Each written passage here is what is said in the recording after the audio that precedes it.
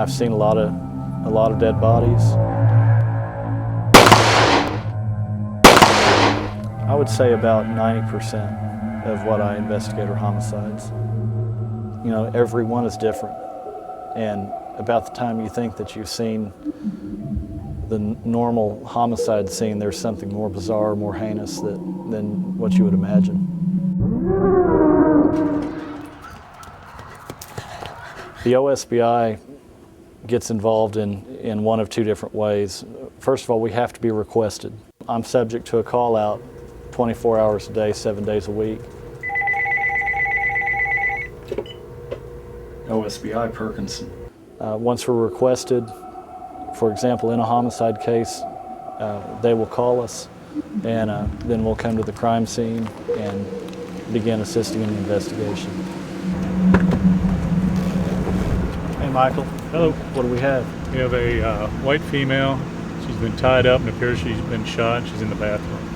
Okay. You can't discount anything. You have to be aware of any potential physical evidence or forensic evidence that might be there at that scene.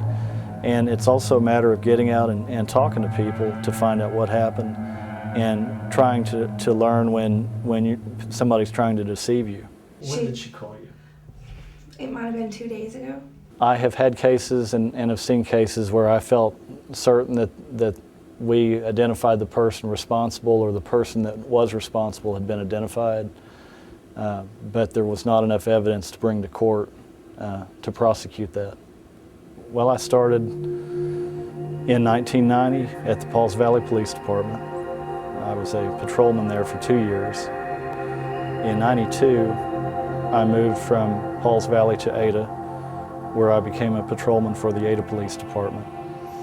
And then in 1995, I was promoted to detective before becoming involved with the OSBI application. I am assigned to the 22nd District, which is a part of Pontotoc, Seminole, and Hughes counties. And I also am assigned to the eastern region of Oklahoma, which basically covers from Ada to the Arkansas line.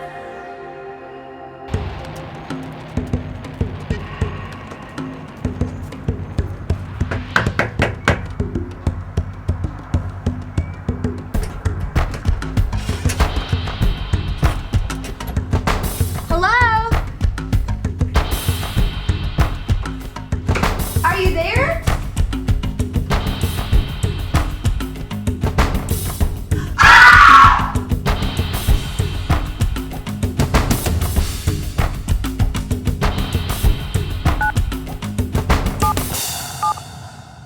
There's really not any days where I wish I wasn't a police officer. I've had lots of days where I wish that somebody else could have been doing this, or some days where, there's days where the job just doesn't pay what you have to go through. It's not worth it.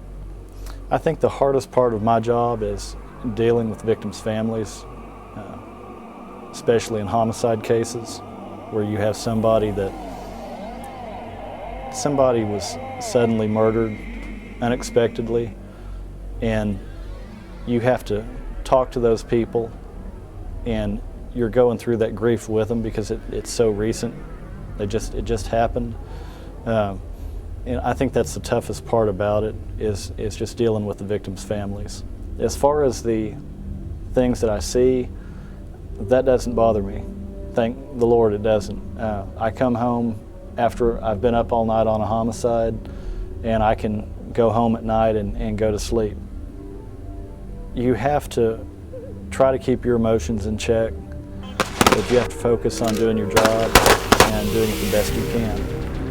And that's all I know to do is just do the best you can.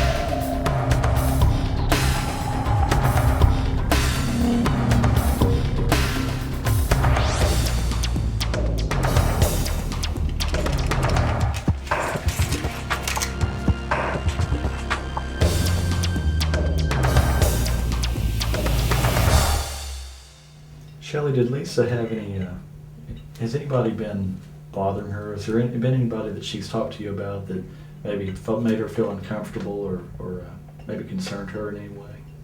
She called me the other day about her across the street neighbor. When did she call you? It might have been 2 days ago. Okay. And she said that whenever she would go outside, he'd say really creepy things to her. Okay, who was her neighbor? I think his name was Sean. I don't know his last name. She said he was kind of scuzzy, like shorter than her and dark hair.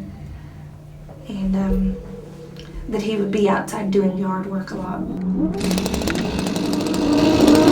bothering her.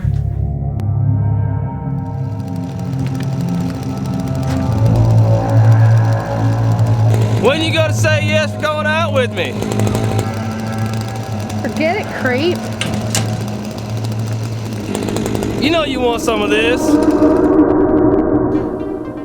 Whenever I investigate a case, I will investigate it out as far as we can, and then I will submit those findings to the district attorney's office.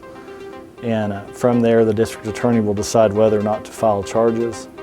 And once charges are filed, I work right alongside those attorneys in the prosecution of that case. I keep them up to date on lab results or testing that we have going on pieces of evidence, as well as letting them know about interviews that we've conducted, so they'll know what the witness testimony could be. I don't know, maybe 6 months. Do you recall how you met her? Saw her out, neighbor, saw her out at her house and talked to her. Sean, I need to talk to you about this, okay? And this is pretty serious. And I want to make sure that you understand me, okay? You've told me that you've never been in Lisa's house, okay? And let me tell you something. I'm being straight up with you, okay? Your fingerprints are all over her house.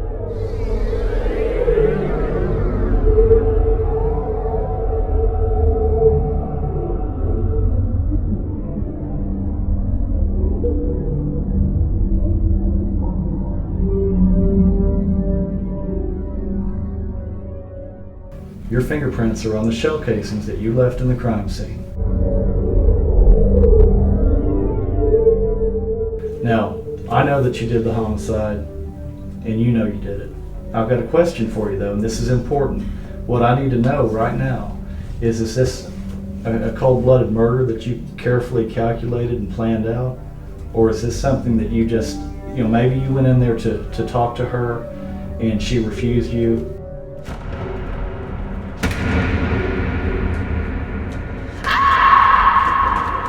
And you did something you regret now. Are you a cold-blooded murderer, or is this something that just happened? Which one is it? Tell me you're not a cold-blooded murderer. No, I'm not. Tell me what happened then. Okay, because your prints are all over that scene. And now how do you think that's going to look to a jury? Huh? I need you to be honest with me here. I'm going to have to tell the district attorney's office something, okay? It's going to either come out, I'm going to let the evidence speak for itself, but I want to hear your story of it. And it's got to be the truth, okay? Did you plan it or not? No. Get out of my house! Okay, tell me about it then. Tell me what happened. Get off! Stop! Did this murder just happen? It just happened. It just happened. Tell me about it. What do you want to know? Did you mean to kill Lisa Jones? No. Okay. Did you tie her up with that phone cord? Yes. Okay. You would ask her out, and she refused you. She didn't want to go out with you, and that upset you. Is that right? Yes. Okay. And so did you just go over to talk to her this afternoon, and things got out of hand from there, or did you plan to kill her, or what? I didn't plan to kill her, no. I wanted to be in some aspect of law enforcement, and I knew that growing up. I wanted to be somebody that I could go to them and help them and take care of the problems or fears that they have. And I knew that when this job came available and I was asked to apply for it, I was already interested in investigations by then and was ready to take on the challenge if I got it. I think the best thing is just the job itself. It has a lot of freedom with it, but it has a lot of responsibility with it. I enjoy challenges, and this is a very challenging job. And it's a challenge I take seriously, but I enjoy just the job itself, of just being a part of investigations, and normally they're major crimes. It's all I've ever thought about. When I was 8 years old, I can remember playing with Popeye handcuffs. And I mean, that's all I ever wanted to be.